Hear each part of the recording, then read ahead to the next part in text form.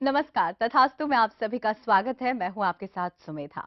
दोस्तों, हम में से ज्यादातर लोग जो हैं वो अपनी सुबह की शुरुआत करते हैं न्यूज़पेपर के साथ। अगर हम में से ज्यादातर लोगों को ये पता चल जाए कि हमारा आज का दिन कैसा बीतने वाला है, तो शायद इससे अच्छी बात तो कोई और हो ही नहीं सकती। और इसका बेहतरीन जरिया है न्यूज़पेपर्स या टीवी चैनल्स में आने वाली डेली प्रेडिक्शंस, जिन्हें हम हिंदी में नित्य राशि फल भी कहते हैं। बहुत से लोग हैं जो इन पर ब्लाइंडली फेथ करते हैं, इन डेली प्रेडिक्शंस पर। और इन्हीं प्रेडिक्शंस के बेसिस पे वो अपना दिन प्लान करते हैं, अपना हफ्ता प्लान करते हैं, और कई बार तो वो अपना पूरा साल ही प्लान कर डालते हैं। इतना ब्लाइंड फेथ इन प्रेडिक्शंस पर क्या सही है? बिना कुंडली देखे क्या हमारे बारे में या हमारे फ्यूचर के बारे में कोई बता सकता है? इस पर कभी हाँ शायद आपने विचार ना किया हो, लेकिन आज हम तथास्तु पे इस पे बात करने वाले हैं कि जितनी भी डेली प्रेडिक्शंस आती हैं, चाहे वो न्यूज़पेपर्स में हो, टेलीविजन चैनल्स पे हो या मैगजीन्स में हो, क्या वो सही होती हैं? क्या उन पर हमें ब्लाइंडली फेथ करना चाहिए? इस पर आज हम बात करेंगे तथास्तु में, और चाहेंगे कि अगर आपके भी मन में नित्य राशि फल को लेकर कोई भी सवाल उठ रहा है, आप हमें कॉल कर सकते हैं। हमारी फोन लाइंस खुली हैं, नंबर है 0120399111, और आप हमें SMS भी कर सकते हैं 560068 पर। हमेशा की तरह हमारे साथ हैं ज्योतिषाचार्य श्रीमती आभा शर्मा। आइए उनका स्वागत करते हैं। नमस्कार आभा जी। नमस्कार। कैसी हैं आप? मैं अच्छी हूँ, आप कैसी हैं? बिल्कुल ठीक। आभा जी, आज हम नित्य राशि फल पर बात करेंगे, और आपसे मैं ये जानूंगी कि मेरा आज का दिन कैसा बीतने वाला है।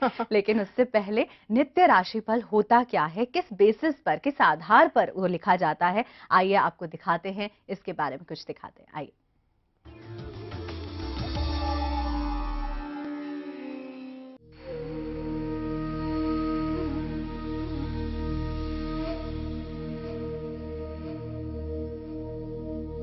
ग्लोबलाइजेशन के इस दौर में हम कर्म से ज्यादा भाग्य पर विश्वास करते हैं, क्योंकि हमारी सोच बहुत सी बातों को लेकर नहीं बदली है। साथ ही खुद में विश्वास की भी कमी है। इसलिए आज भी लोग अपने दिन की शुरुआत राशि फल से करते हैं, जिससे खुद में वो एक विश्वास पैदा कर सकें और कुछ खास कामों को प्लान कर सकें। लेकिन 600 करोड़ लोग और सिर्फ 12 राशियों में बटे हुए लोगों का भविष्य एक सा हो, ये भला संभव कैसे हो सकता है?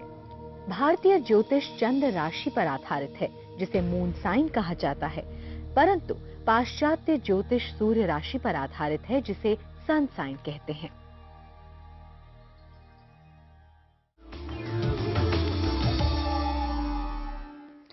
तो नित्य राशि फल, जिस पर बहुत से लोग ब्लाइंडली फेथ करते हैं, विश्वास करते हैं, और कई बार अपना पूरा दिन, हफ्ता और साल तक प्लान कर डालते हैं। जानना बहुत जरूरी है कि क्या हम लोगों को अंधाधुंध विश्वास करना चाहिए इन प्रेडिक्शंस पर।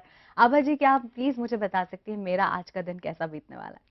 आपका दिन ना तो मैं बता सकती हूँ, ना कोई और ज्योतिषी, अगर वो आपकी कुंडली नहीं पाते हैं तो। ओ, मतलब बिना कुंडली देखे नहीं पता चल सकता? बिल्कुल भी नहीं, बट अगर आप अपनी कुंडली हमें देंगी, हम उसका अध्ययन करेंगे और आज की आपकी दशा देखेंगे, योग देखेंगे और फिर गोचर का अध्ययन करेंगे, तो उससे आपका भविष्य बताया। तो मेरा सीधा सटीक सवाल आपसे ये है कि क्या नित्य राशि फल, डेली प्रेडिक्शंस जो हम न्यूज़पेपर्स या दूसरे मीडियम्स में देखते हैं, उन पर विश्वास किया जा सकता है बिना कुंडली के जो बनाई जाती है? जी देखिए, विश्व की 600 करोड़ जनसंख्या, और अगर एवरेज हम बांटें तो 50-50 करोड़ 12 राशियों में मिलेंगे। अब आप सोचिए कि 50 करोड़ लोग जो अलग अलग समय जन्म में जिनका हुआ है, तो वो उनका एक जैसा भविष्य कैसा हो सकता है? सबके अपने नेचर है, परसेप्शन। मतलब कि हम विश्वास नहीं कर सकते? बिल्कुल भी नहीं। राइट। इस समय स्नेहा हमारे साथ जुड़ी हैं। स्नेहा, स्वागत है, नमस्कार, बताइए क्या पूछेंगी? Good morning ma'am. जी गुड मॉर्निंग मैम। जी, गुड मॉर्निंग। क्या सवाल है आपका? क्या नित्य राशि फल जीवन से रोज की दिनचर्या प्रभावित होती है? क्या इसके भरोसे पर हमारा भाग्य टिका है?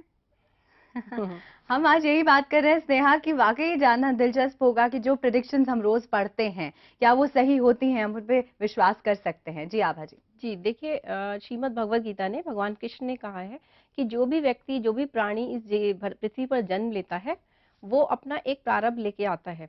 वो अपने पिछले जन्म के जन्मों जन्मों के संचित कर्मों का एक भाग लेके आता है, जो प्रारब्ध कहलाता है।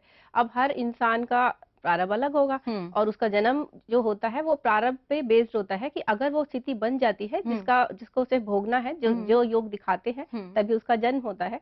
तो अब हर इंसान जिसका तिथि अलग है, जन्म इवन उसका समय अलग है, प्लेस हाँ, अलग है, हाँ। प्लेस ऑफ बर्थ, तो उनका कैसा एक जैसा हो सकता है। जी। दूसरे इसके साथ ही ये कहा जाता है कि क्रियामान यानी इस जन्म के होने वाले जो कर्म है हम्म। वो आप करते हैं, वो आप प्रयास करते हैं, तो हर इंसान प्रयास भी अलग तरीके से करता है। हाँ, तो 50 बिल्कुल। करोड़ लोग एक जैसे प्रयास तो नहीं कर नहीं कर सकते। सकते, उनकी राइट। सराउंडिंग डिफरेंट है, उन्होंने अलग घर में जन्म लिया है, उनका उनका एजुकेशन डिफरेंट है, प्रोफेशन डिफरेंट है।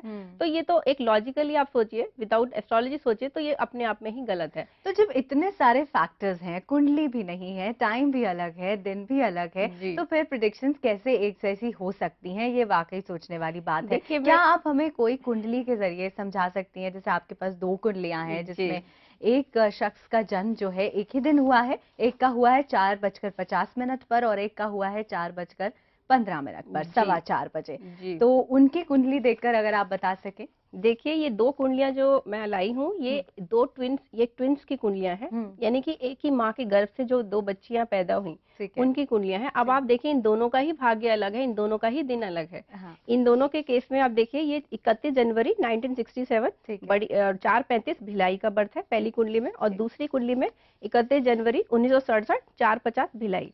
अब ये बड़ी बहन जो है उन्होंने उनकी शिक्षा हुई इकोनॉमिक्स उन्होंने पढ़ा, जबकि छोटी बहन ने बिजनेस इकोनॉमिक्स पढ़ा, स्पेशलाइजेशन किया।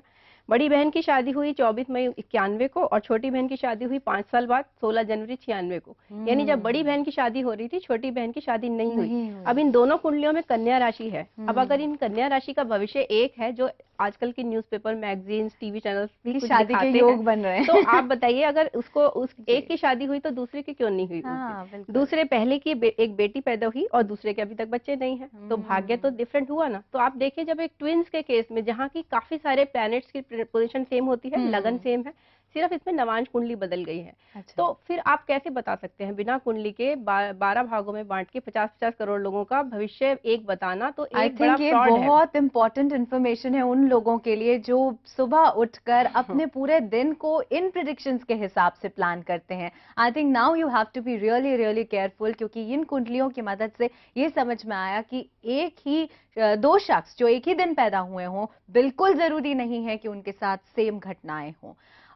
इसी के साथ एक चीज और यहाँ जानना जरूरी है कि जो प्रिडिक्शंस फिर हम पढ़ते हैं वो किस आधार पर की जाती हैं, क्योंकि बहुत जाने माने ज्योतिषी भी अच्छे अच्छे न्यूज़पेपर्स, टेलीविजन चैनल्स पे करते हैं प्रिडिक्शंस, तो फिर किस बेसिस पे वो होती हैं प्रिडिक्शंस? देखिए जो चंद्रमा है मन का कारक है, मानस का कारक है, और चंद्रमा का गोचर प्रतिदिन बदलता है। चंद्रमा एक नक्षत्र में ट्रेवल करता है, अगले दिन दूसरे नक्षत्र में आ जाता है।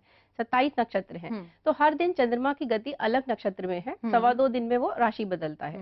तो क्योंकि चंद्रमा सबसे फास्टेस्ट मूविंग प्लैनेट है, सबसे बहुत तेजी से चलता है, तो चंद्रमा क्योंकि मन आपका तेजी से चलेगा, तो आपके डिफरेंट डिफरेंट दृष्टिकोण हो सकते हैं। और ये चंद्रमा की जो आप बात कर रहे हैं, जो भारतीय ज्योतिष है वो चंद्रमा मून साइन को बहुत ज्यादा इंपॉर्टेंस देता है। वो क्यों देता है वो मैं आपसे जानूंगी, लेकिन इस समय जोधपुर से मालवानी हमसे कुछ सवाल पूछना चाहते हैं। नमस्कार, बताइए। हाँ साहब, जय श्री कृष्ण साहब। जी, जय श्री हाँ कृष्ण। साहब, कुंडली पे विश्वास किया जा सकता है मैडम? क्या पूछा आपने कि कुंडली पे विश्वास किया जा सकता है, ये प्रश्न है आपका? हाँ मैडम। बिल्कुल, कुंडली पे हम क्या विश्वास करना चाहिए जो लोग कुंडली बनवाते हैं? जी देखिए कुंडली तो आप लेके आते हैं, लेकिन जो एक अच्छा ज्योतिषी है वो उस कुंडली की को उसकी ऑथेंटिसिटी वेरीफाई करता है। वो आपके देखता है कि आपकी लाइफ में अभी तक क्या हो चुका है, क्या वो उस कुंडली से दिख रहा है, क्योंकि जनरली इन 99% इवन 90% आप कह सकते हैं केसेस में टाइम ऑफ बर्थ भी गलत होता है, तो कुंडली भी गलत हो सकती है, या पता भी नहीं होता लोगों को, पता भी नहीं होता। तो आप जैसे किसी ज्योतिषी के पास जाते हैं और अगर आपकी कुंडली देखते ही वो बोलना शुरू कर देता है कि आपका ऐसा ऐसा ऐसा होगा, तो आप एक बार फिर सोचिए, क्योंकि कुंडली को वेरीफाई करने में भी कम से कम 5 से 10 मिनट लगेंगे, और कभी कभी आधा या 1 घंटा भी लग सकता है, जहां लगन बिल्कुल राशि परिवर्तन हो रहा है। दैट्स अगेन वेरी इंपॉर्टेंट कि अगर आप किसी एस्ट्रोलॉजर के पास जाते हैं, वो आपकी कुंडली देखते हैं और एकदम बोलना शुरू कर देते हैं कि आपकी शादी हो जाएगी, बच्चे हो जाएंगे, ये हो जाएगा, वो हो जाएगा, वो भी गलत है। उनको पूरा टाइम लेना चाहिए, 5 से 10 मिनट, जैसे आभा जी बता रही हैं, मिनिमम 5 to 10 मिनट्स वो स्टडी करें और फिर बताएं। तो आप ये एक तरीका है, मापदंड है ये जानने का कि जो एस्ट्रोलॉजर आप जिसको कंसल्ट कर रहे हैं वो जेन्युइन है भी या नहीं। नित्य राशिफल पे हम आज चर्चा कर रहे हैं और इसे हम आगे भी जारी रखेंगे। फिलहाल वक्त है एक छोटे से ब्रेक का, देखते रहिए तथास्तु।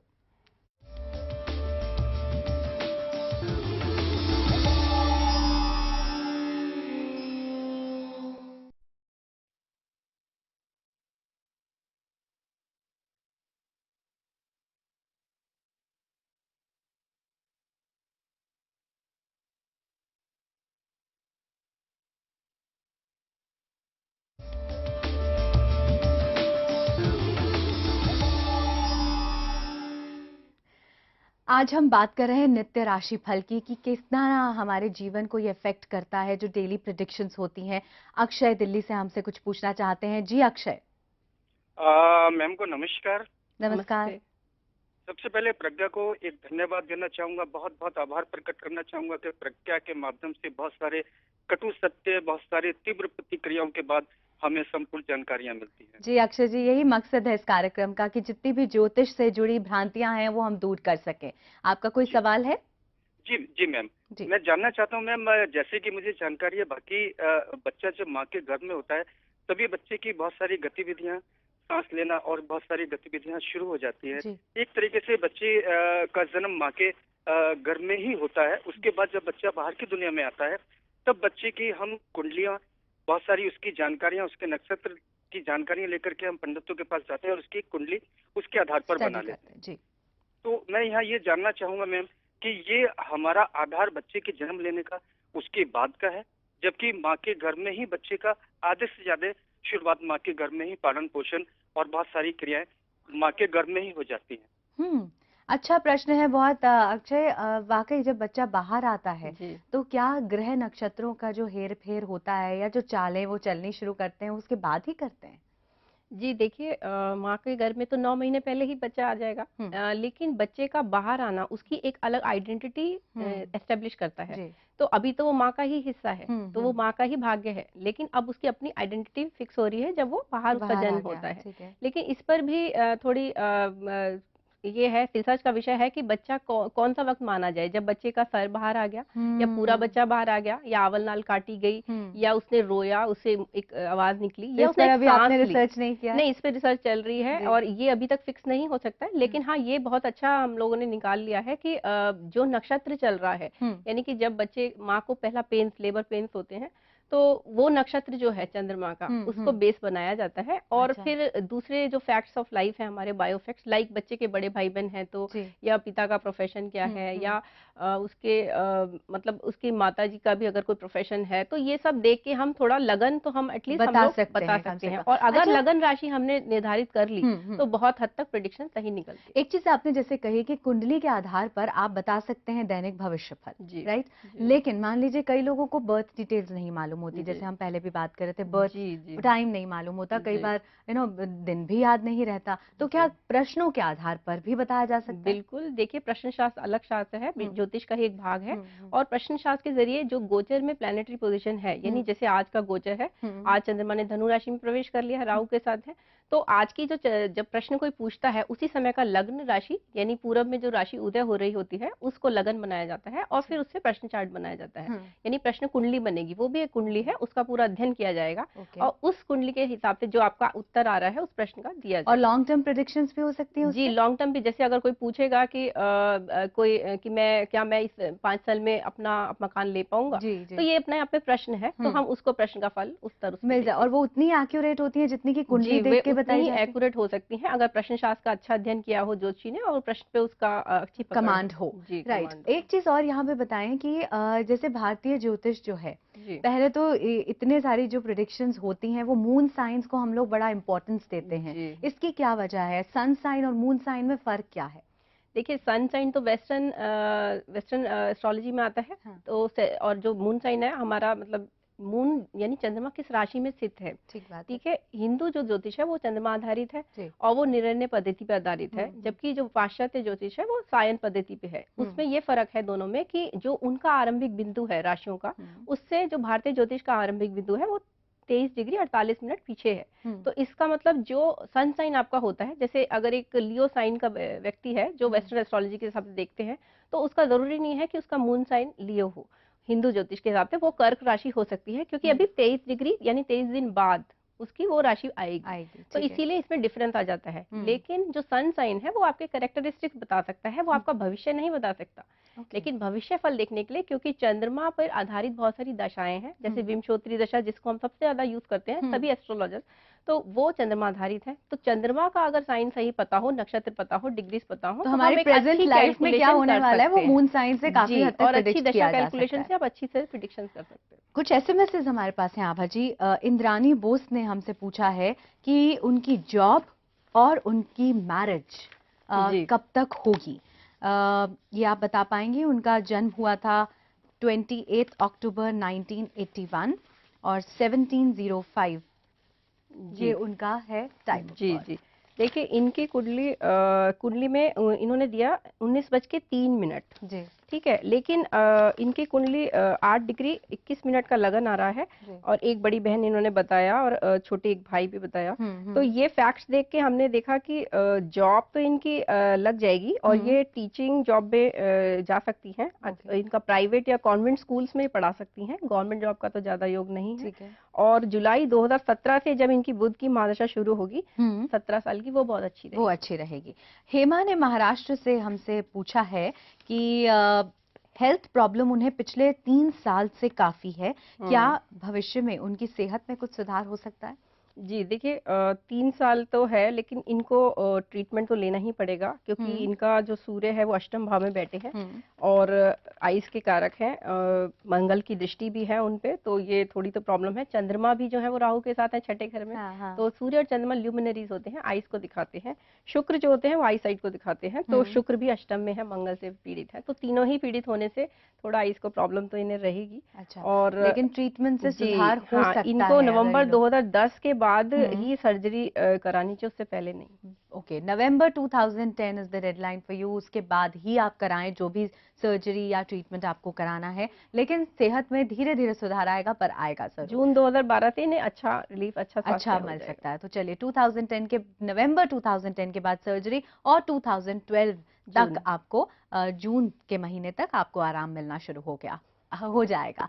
नित्य राशि फल से जुड़ा अगर आपके भी मन में कोई सवाल उठ रहा है, अगर आप भी हर रोज डेली प्रेडिक्शंस पढ़ते हैं और उसके आधार पर अपने दिन को प्लान करते हैं, तो आप जरूर हमें कॉल कर सकते हैं। कोई भी भ्रांति आपके मन में है, हमारा नंबर है 0120399111 और हमारा SMS नंबर है 560068। वक्त है एक छोटे से ब्रेक का, देखते रहिए तथास्तु।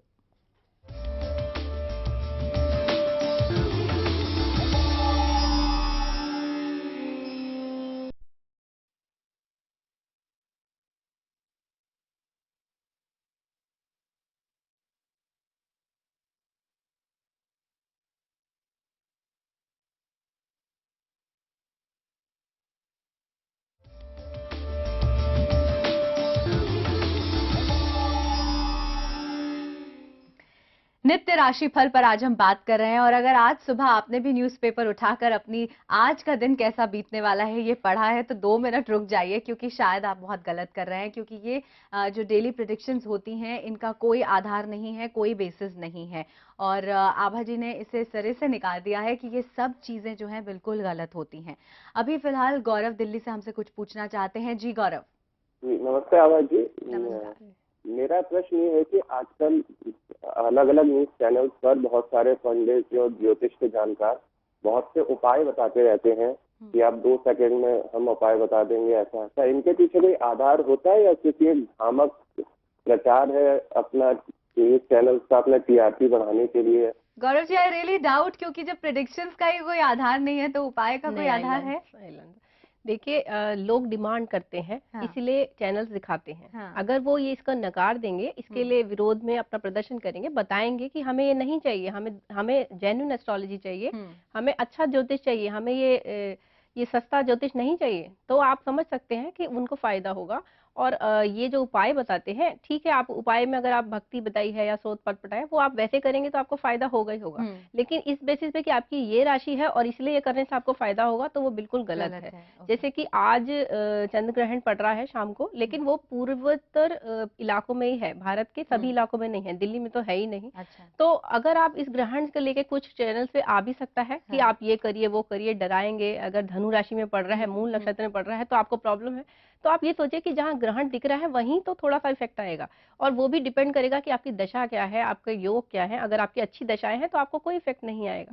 तो लेकिन ये जरूर बताया गया शास्त्रों में कि आप जब भी ग्रहण होता है, आप वो एक ऐसी स्थिति होती है कि प्लैनेटरी पोजीशन स्ट्रांग होने से आपको क्योंकि चंद्र ग्रहण है तो मनुष्य के मस्तक पे उसके फर्क पड़ सकता है, फर्क पड़ affect कर सकता है, तो सकता है, आप उस राइट। समय मंत्र पाठ कर सकते हैं, आप दान कर सकते हैं, उसका हाँ, आपको बहुत अच्छा फल मिलेगा। कहीं ना कहीं वो आपको ही पीसफुल करेगा, शांत वो आपको करेगा। फल अच्छे देगा। जी जी। जी इसके बाद एक और एसएमएस है हमारे साथ गिरीश जी। का। गिरीश ने एमपी से हमसे पूछा है कि फाइनेंशियल स्टेबिलिटी उन्हें कब मिलेगी, करियर उनका कब सेटल होगा, मैरिड लाइफ उनकी कैसी होगी, और साथ ही हेल्थ प्रॉब्लम जो है वो कब ठीक होगी, उनकी जो भी चल रही है उनसे सेहत से रिलेटेड। जी, देखिए वैसे तो ये बहुत अच्छा हॉरोस्कोप है और स्टेबिलिटी तो इन्हें मिल जाएगी।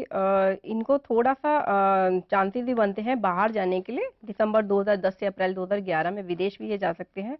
स्टेबिलिटी इनको लेकिन आने में समय भी लगेगा। अभी बृहस्पति में शनि की दशा चल रही है, तो लेकिन ये जून से ही बदलने वाली है, बुध का अंतर आ जाएगा। बुध उच्च के बैठे हैं इनकी कुंडली में, इनके प्रोफेशन हाउस को देख रहे हैं, तो ज़रूर इनको आने वाले 3 सालों में स्टेबिलिटी मिल जाएगी। तो यानी आने वाले 3 साल आपके लिए बहुत अच्छे होने वाले हैं, ऐसा आभा जी का कहना है। मनोज कुमार पूछना चाहते हैं कि उनकी परमानेंट जॉब कब तक जी। लगेगी, करियर उनका फिर से कब स्टेबल होगा, शादी उनकी किसके साथ होगी, जो लड़की जिस लड़की के साथ उनकी शादी होगी वो किस करियर की होगी या फिर हाउसवाइफ होगी। अच्छा जी, देखिए इनकी कुंडली में अभी इन्होंने जो हमें दिया डेटा 26 जनवरी 79 जी। 2030 पटना बिहार की कुंडली है, हम्म। तो शादी इनकी नहीं हुई है। नहीं, ओके कब तक होगी, किससे होगी। ओके, कुंडली में इनके बुध जो है छठे घर में इनके बुध मंगल और सूर्य बैठे हैं, और जो शनि जो सप्तमेश है वो लगन में आ जाते हैं, वक्री हैं। जब शनि की राशि आती है सप्तम में तो डिले होता है मैरिज में। अब राहु के तो एक्सिस भी विवाह के घर को प्रभावित कर रही है, तो डिले हो सकता है। अच्छा। अभी तो ये 30 साल के हैं, 30-31 साल के हो गए हैं, तो अभी इन्हें कम से कम थोड़ा सा और इंतजार। दिसंबर 2010 से अच्छे योग बन रहे हैं शादी के। 32 साल के करीब इनकी विवाह होने के योग बनते हैं। यानी 32 इयर्स की जब एज होगी उसके आसपास आपकी शादी हो सकती है।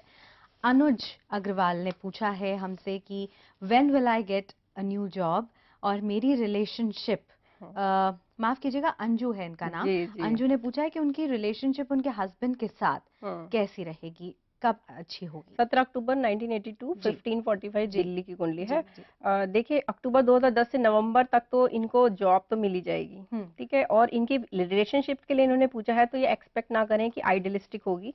शुक्र इनके जो विवाह के कारक है नीच के होके अष्टम भाव में बैठे हैं, बुध के साथ बैठे हैं उसके, तो कैंसिलेशन हो रहा है, इसलिए विवाह तो होगा, लेकिन थोड़ा इतना आइडियल नहीं हो सकता कि ये बहुत अच्छा हो, लेकिन लॉन्ग टर्म में इनको साथ देगा। अच्छा तो शुरू रहेगा। में थोड़ी टीथिंग प्रॉब्लम्स फरवरी 2012 से अच्छी विवाह संबंध हो जाए। जी।